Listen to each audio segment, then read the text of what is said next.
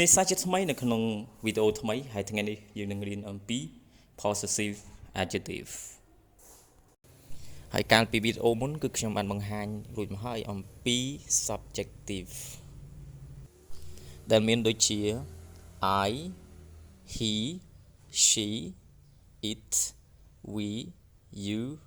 they ឯ possessive adjective មានដូចជា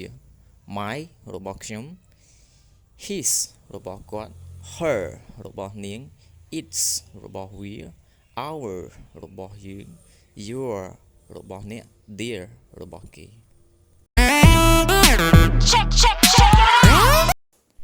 Possessive adjective ត្រូវបានប្រើសម្រាប់នឹងសម្គាល់ជារបស់ដែលជាកម្មសិទ្ធិឧទាហរណ៍ my របស់ខ្ញុំ his របស់គាត់ her របស់នាង its របស់វា ours របស់យើង your របស់អ្នក their របស់គេឧទាហរណ៍ខ្ញុំមាន food មួយដើមហើយ food នោះគឺជាកម្មសិទ្ធិរបស់ខ្ញុំត្រូវនិយាយថា this is my marker នេះគឺជា food របស់ខ្ញុំ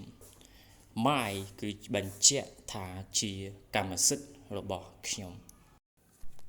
This is not his marker នេះមិនមែនជា food របស់គាត់ទេឧទាហរណ៍ក្មេងប្រុសម្នាក់គាត់កំពុងតែអោបឆ្មារបស់គាត់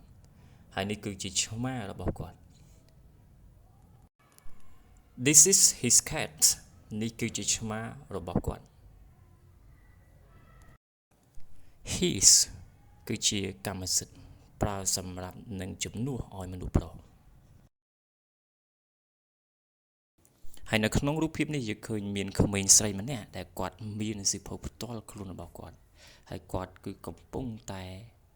កាន់សិភៅនោះនៅក្នុងដៃដូច្នេះយើងទៅប្រើ possessive her ដើម្បីបញ្ជាក់ថាជារបស់នាង This is her book នេះគឺជាសិភៅរបស់នាងហើយនៅក្នុងរូបភាពនេះគឺសត្វឆ្មាកំពុងតែមានបាល់មួយនៅក្នុងដៃហើយបាល់នេះគឺជាកម្មសិទ្ធិរបស់វាយើងត្រូវនិយាយថា This is its ball it គឺបញ្ជាក់អំពីកម្មសិទ្ធិរបស់វាឆ្មាគឺមានបាល់រូបភាពបន្តទៀតគឺជារូបភាពរបស់ក្មេងប្រុសហើយនិងក្មេងស្រីហើយពួកគេទាំងពីរគឺជាម្ចាស់ផ្ទះThis is their house នេះគឺជាផ្ទះរបស់ពួកគេ For example I put a book on my table ខ្ញុំដាក់សៀវភៅនៅលើតុរបស់ខ្ញុំដូច្នេះ my របស់ខ្ញុំនេះគឺបញ្ជាក់អំពីកម្មសិទ្ធិរបស់ខ្ញុំ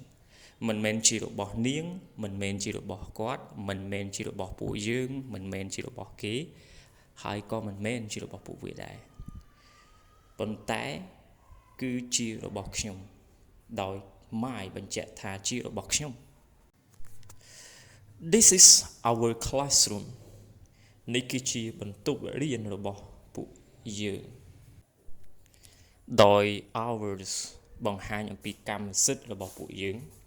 មិនមែនជារបស់គេមិនមែនជារបស់នាងមិនមែនជារបស់គាត់ក៏ប៉ុន្តែជារបស់ពួកយើង ours